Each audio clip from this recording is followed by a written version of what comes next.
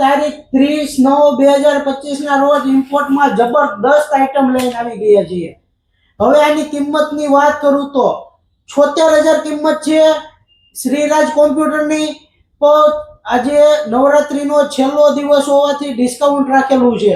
કેટલાનું discount? 2-3 હજાર રૂપિયાનું discount નહીં, માત્ર ને માત્ર 64,999 રૂપિયામાં આપી દેવાનું છે. બરોબર.